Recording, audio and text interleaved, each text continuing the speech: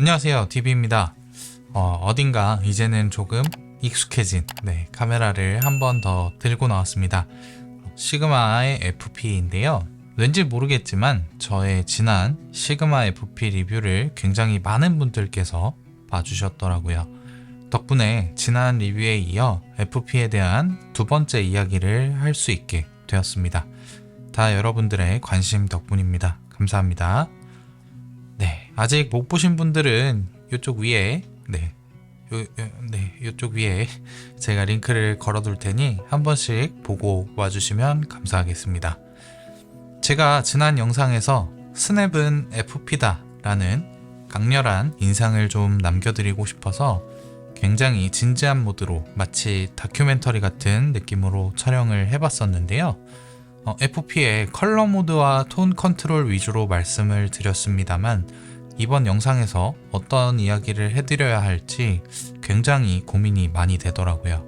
그래서 가격만으로 보면 풀프레임에 처음 입문하시는 분들이 구매하시기에 딱 좋지만 사실 FP라는 바디가 초심자분들 입장에서 그렇게 쉬운 카메라는 아니거든요.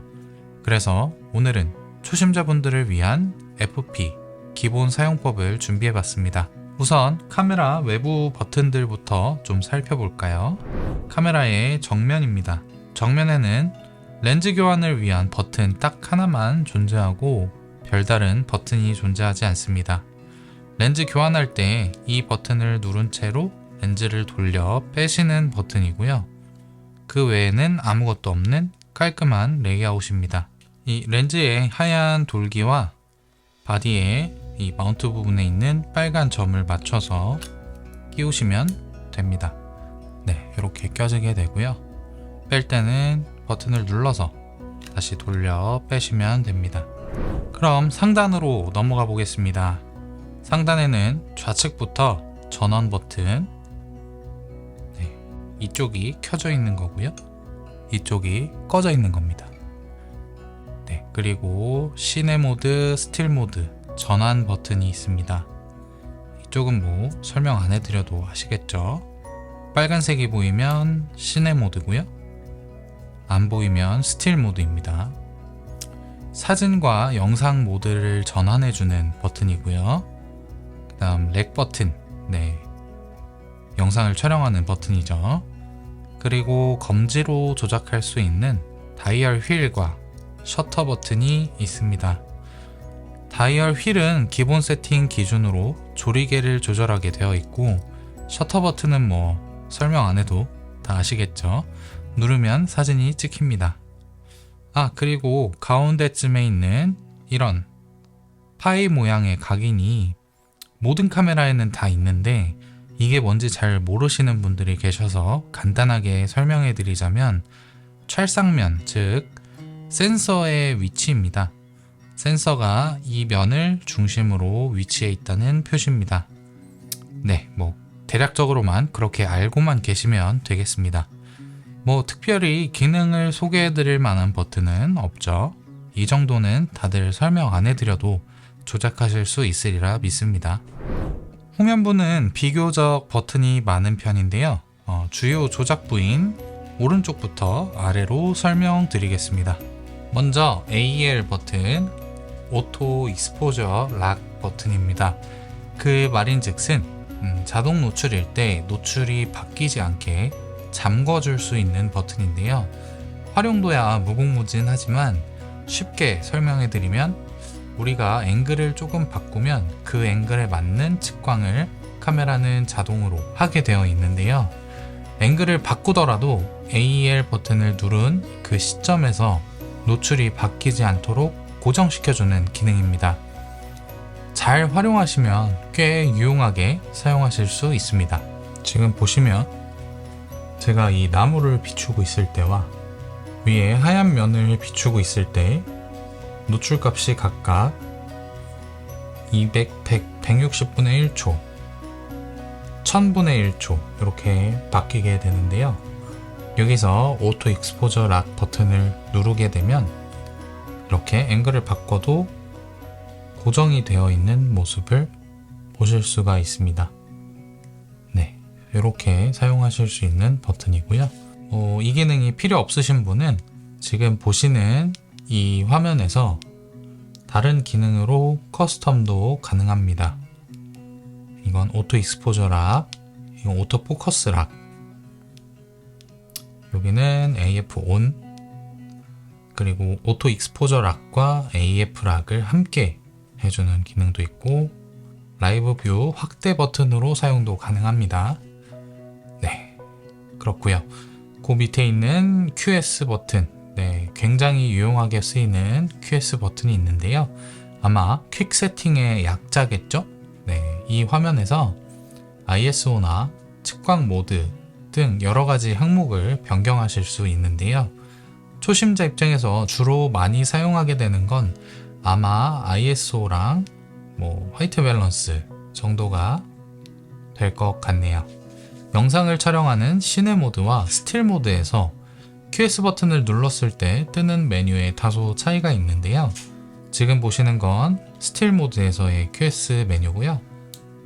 시네 모드로 변경하고 QS 버튼을 누르게 되면 이렇게 다른 메뉴를 확인하실 수가 있습니다. 이렇게 모드를 전환하더라도 세팅 값은 그대로 유지가 되기 때문에 시네 모드에서 예를 들어 측광 모드를 바꾼다 하면 어렵게 메뉴에 진입하지 마시고 스틸 모드로 전환하신 다음에 QS 버튼을 눌러서 측광 모드를 바꾸시고, 이렇게 측광 모드를 바꾸시고 다시 시네 모드로 넘어가시면 그 세팅 값 그대로 유지가 됩니다.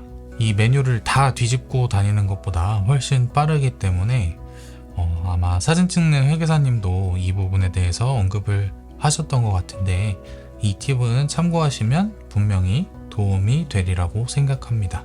그 아래로는 서브 다이얼 휠과 조그를 겸하는 버튼이 있고 가운데 버튼이 있습니다. 이 서브 휠은 돌리면 기본 세팅 기준으로 셔터 스피드를 조절하게 되고요. 상단의 다이얼과 후면의 다이얼은 서로 교차가 가능한데요. 메뉴에서 스위치 다이얼 기능을 활용하시면 이렇게 교차가 가능합니다. 개인적으로는 영상 촬영 시에는 셔터 스피드보다는 감도를 조절할 일이 많은데, 셔터 스피드 대신 ISO로 설정을 변경할 수 있게 해주면 좋겠습니다만 아쉬운 부분입니다. 펌웨어로 추후에 지원을 해주셨으면 좋겠어요. 여기에 ISO도 좀 넣어주시면 좋겠네요. 후면의 이 휠은 상하 좌우로 클릭 또한 할 수 있게 되어 있습니다. 상단을 누르면 AF 모드와 MF 모드를 빠르게 전환하실 수 있고, 하단을 누르게 되면 AF 영역을 지정할 수 있습니다. 가운데 버튼을 누르면 MF 사용 시에 유용하게 쓰이는 초점 영역 확대 버튼으로 작동하는데요. FP는 AF가 빠르고 정확한 편은 아니기 때문에 간혹 MF를 사용하게 되는데요. MF 모드에서 초점링을 돌리게 되면 초점 영역이 자동으로 확대되도록 설정이 기본으로 되어 있기는 하지만, 영상 촬영 시에 계속 MF로 촬영하게 되면 이 기능이 수시로 켜지는 바람에 불편하기 때문에 MF 작동 시 자동으로 확대되는 이 기능을 꺼두시고 필요한 경우에만 이 버튼을 눌러서 확대하여 초점이 맞는 부분을 확인하는 용도로 사용하시면 아주 좋겠습니다. 그 아래로는 다 아실만한 메인 메뉴로 진입하는 메뉴 버튼이 있고요. 자, 그 밑으로 넘어가겠습니다. 여기서부터는 다시 왼쪽부터 이렇게 설명해 드릴게요. 자, 제일 왼쪽으로 재생 버튼이 있습니다. 촬영된 사진이나 영상을 재생하려면 이 버튼을 클릭해서 확인하실 수 있는 거 설명 안 해도 다 아시죠? 네. 그 다음은 이 네모난 버튼이 있는데 디스플레이 버튼입니다. 액정에 표시되는 정보를 변경할 때 사용하는 버튼인데요. 이렇게 누를 때마다 표시되는 정보가 바뀌는데 상황에 맞게 세 가지 중에서 필요하신 정보를 띄워놓고 촬영하시면 됩니다. 예를 들어 수평이 중요한 촬영이라면 이렇게 전자식 수평계를 띄워두시면 편리하겠죠. 다음으로 드디어 톤 버튼으로 왔네요. 네, 톤 컨트롤 기능입니다. 톤 컨트롤은 커브 값을 촬영 전에 미리 적용하는 기능인데요. 값은 오프, 오토 약, 오토 강, 매뉴얼 이렇게 있습니다. 오프는 말 그대로 끄는 기능이고요. 오토 기능은 하이라이트가 많으면 하이라이트를 깎아 내려주고 섀도우가 많으면 섀도우를 좀 뜨게 올려주는 기능인데요. 약은 이 커브 값을 조금만 사용하게 되고 강은 말 그대로 강하게 사용하게끔 열어주는 겁니다. 경우에 따라서 부족한 다이나믹 레인지를 조금은 보강해주기도 하지만 전반적으로 콘트라스트를 살짝 약하게 해줘서 플랫한 이미지를 만들어주는데요. 오토 모드는 화면 안에 어떤 명암의 피사체가 있는지에 따라 적용값이 실시간으로 바뀌기 때문에 약 모드나 강 모드 모두 일정한 값으로 적용되지는 않습니다. 일정한 강도로 커브 값을 조절해주고 싶다면 매뉴얼 모드를 사용하면 되는데요. 이렇게 섀도우와 하이라이트를 각각 플러스 마이너스 값으로 조절할 수 있기 때문에 취향에 맞게끔 콘트라스트를 증가시킬 수도 감소시킬 수도 있고요. 하이라이트나 섀도우 둘 중 어느 한쪽만 보정하는 것도 가능할 수 있겠죠. 그 오른쪽으로는 컬러 버튼이 있는데요. 컬러 모드를 변경하는 버튼입니다. 앞서 설명드린 톤 컨트롤이 커브 값을 미리 적용하는 기능이라면 이 컬러 모드는 색 필터를 미리 입히는 기능이라고 할 수 있는데요. 지난 영상에서 설명해드렸다시피 이렇게 다양한 컬러 모드가 있습니다. 이 중에서 가장 마음에 드는 컬러 모드를 선택하셔서 촬영하시면 됩니다. 일종의 필터 효과를 촬영 단계에서 쉽게 적용할 수 있도록 만들어 놓은 것이라고 보시면 돼요. 보시다시피 각 모드별로 농도를 조절해 가면서 쓰실 수도 있습니다.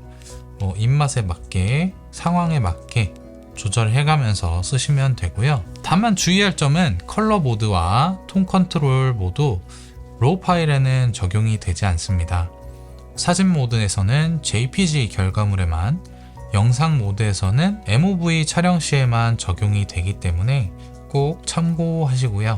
톤 컨트롤 기능과 컬러 모드 기능을 잘 조합해서 활용하시면 큰 별도의 후보정 없이 나만의 색감을 만들어서 사진과 영상을 간단하게 찍는 것이 가능하기 때문에 FP를 구매하신 분들은 한 번씩 나만의 색감 만들기에 도전해 보시는 것도 나쁘지 않을 겁니다. 네, 다음으로 넘어가 볼게요.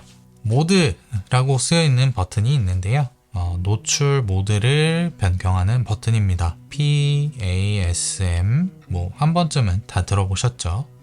P는 프로그램 모드입니다. 노출을 전반적으로 다 자동으로 잡아주는 모드인데요. ISO를 오토로 맞춰 놓으시면 모든 노출을 완전 자동으로 맞춰주게 되고, 아니다, 나는 최소한 노이즈는 좀 적게 끼게 하고 싶다 하시면 가능한 한 낮게 세팅하시면 나머지 조리개와 셔터 스피드를 이용해서 자동으로 노출을 잡아주는 모드입니다. A 모드는 아퍼처, 말 그대로 조리개 우선 모드죠. 내가 원하는 조리개 값으로 세팅하고 셔터 스피드를 그에 맞게 자동으로 맞춰주는 기능입니다.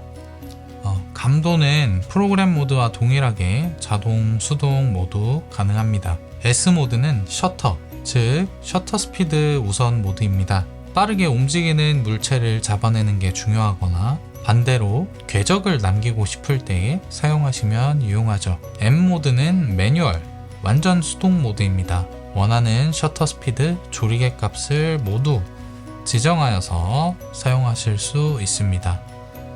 이 버튼은 재생 모드에서는 삭제 버튼으로 사용이 되는데요. 옆에 보시면 휴지통 모양이 각인되어 있죠. 이렇게 재생 모드에서 이 모드 버튼을 누르게 되면 삭제 메뉴가 뜨게 됩니다. 보통은 삭제 버튼이 따로 있기 마련입니다만 FP는 사이즈가 워낙 작기 때문에 이 버튼의 기능을 같이 할당해 준 것 같습니다.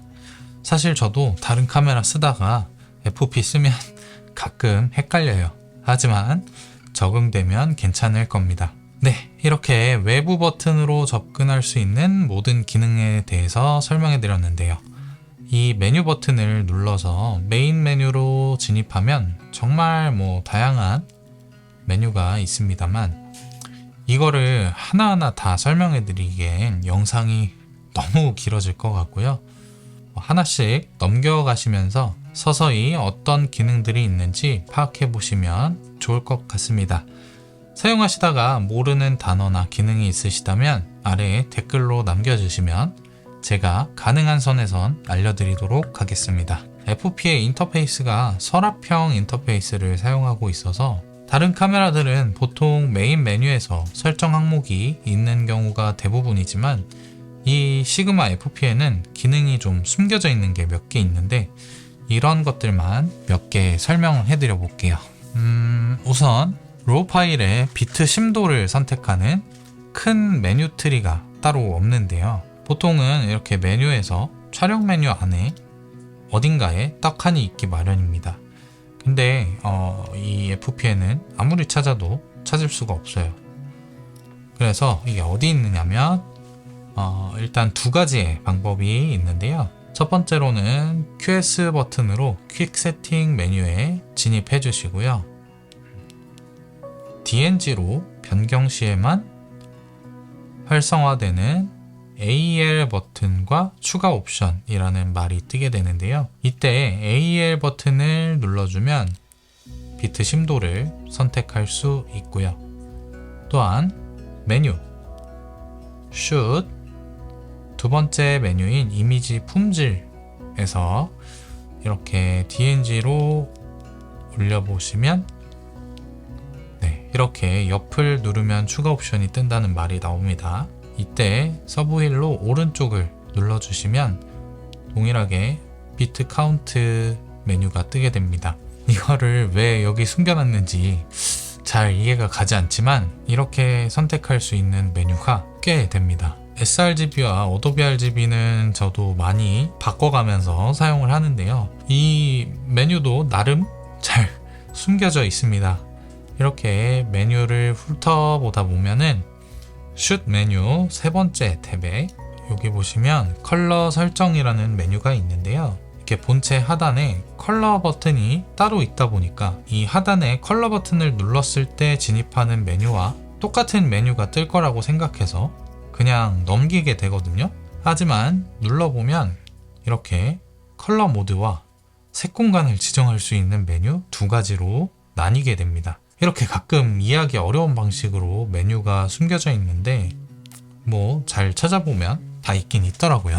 그리고 단축키로 빠르게 진입할 수 있는 메뉴들에도 숨은 메뉴가 있습니다. 예를 들어 서브 다이얼 하단을 눌러서 진입할 수 있는 초점 영역 조절 메뉴에서도 이렇게 AL 버튼을 누르면 세부적으로 선택할 수 있는 메뉴들이 나오는데요. 휠을 이용해서 초점 영역 크기를 변경하거나 AL 버튼을 눌러서 더 큼지막하게 아니면 더 세밀하게 초점 영역 위치를 변경할 수도 있고 디스플레이 버튼을 눌러서 얼굴 인식, 눈 인식을 켜거나 끄거나 할 수도 있습니다.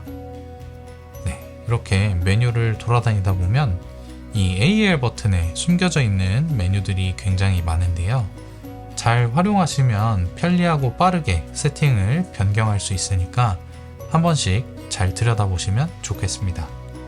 이렇게 해서 FP의 기본적인 사용법에 대해서 알아봤는데요. 어떻게 초심자분들께 도움이 좀 되었을런지 모르겠습니다.